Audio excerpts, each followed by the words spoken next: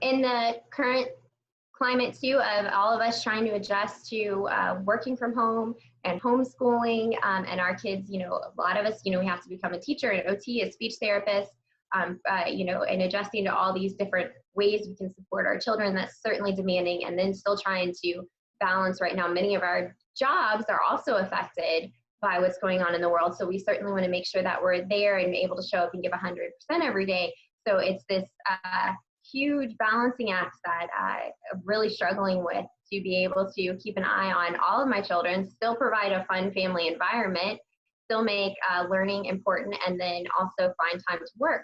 So I find that AngelSense now, more than I could have ever imagined, is so essential to our daily life, because we do have alarms on our doors, but I'm trying to cook dinner, I'm trying to answer messages from work, and then I'm trying to also find little times in the day to fill with schoolwork. And so during that time, I'm certainly much more distracted than I usually am. When my son is home, I usually try to get all those things out of the way while he's at school. And since he's not going, I really find that the peace of mind knowing that he's wearing a tracker, if he were to get out, again, if I'm letting him go outside for a little bit on his own while I'm trying to balance other things, is certainly helpful.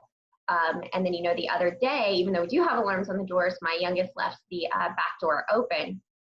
So for a moment, I heard it chime, but I was working, and I thought my son was in his room.